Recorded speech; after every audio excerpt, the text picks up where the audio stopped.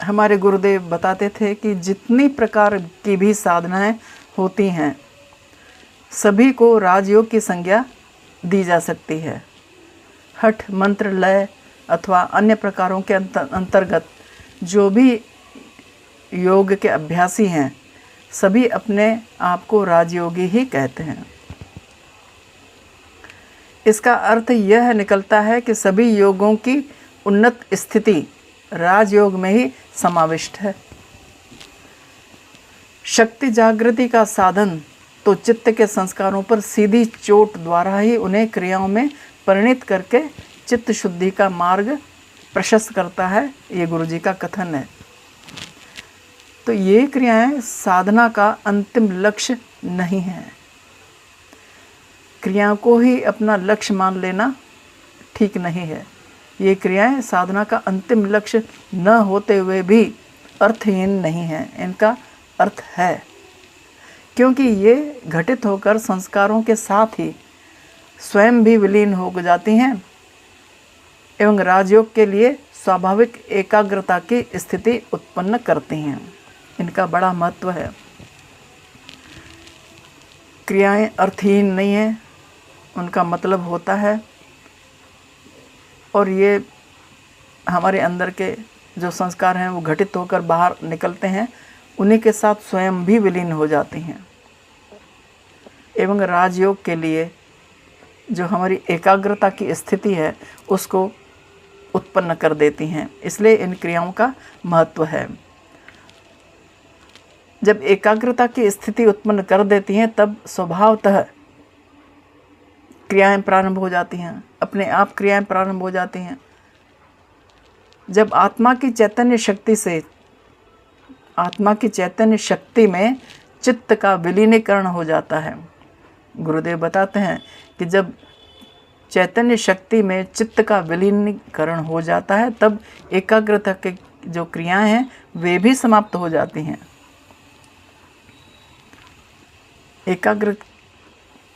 व्यक्ति एकाग्र हो जाता है, वह भी एक क्रिया ही है। गुरुदेव बता रहे हैं वह भी अपना लक्ष्य नहीं है एकाग्रता, वह भी एक क्रिया ही है, और वो समाप्त हो जाती है। समाप्त होने के बाद कौन सी स्थिति प्राप्त होती है? असंप्रज्ञात समाधि। जब क्रियाएं विलीन हो जाती हैं और एकाग्र चित्त हो जाता है, डीप मेडिटेशन जिसको कहते हैं, डीप मेडिटेशन, ध्यान मग्न हो जाते हैं, तब उस एकाग्रता की क्रियाएं भी समाप्त होकर असंप्रज्ञात समाधि की प्राप्ति हो जाती है। शक्ति जागृति के साथ ही कर्तृत्वाभिमान युक्त साधन समाप्त होकर स्वतः सिद्ध साधन प्रारंभ हो जाता है।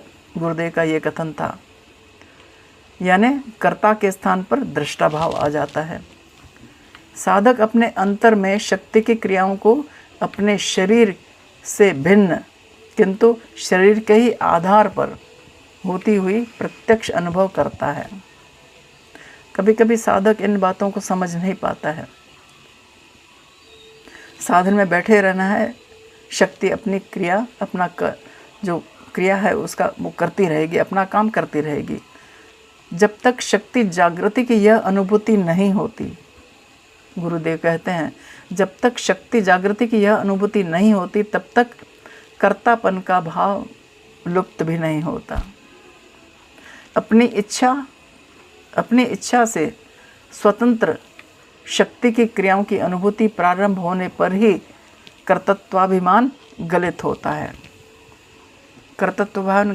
कर्तृत्वाभिमान गलत हुआ यानी दृष्टा भाव आ गया, साक्षी भाव आ गया। शक्ति की अंतर्मुखी जागृति के दो उपाय हैं। गुरुदेव बताते थे, शक्ति की अंतर्मुखी जागृति के दो उपाय हैं। प्रथम, किसी साधन विशेष का दीर्घकालीन लंबे समय तक निरंतर श्रद्धा युक्त साधनानुष्ठान किया जाए, इसमें शक्ति की अंतर्मुखी जागृति हो सकती है। यह उपाय सिद्धांत में ही मान्य है पर सुनिश्चित नहीं है। सिद्धांत में इसको माना जा सकता है लेकिन यह सुनिश्चित नहीं है, क्योंकि अपवाद स्वरूप कहीं कोई एकाध व्यक्ति ही अपनी साधना के बल पर शक्ति की जागृति का लक्ष्य प्राप्त कर पाता है।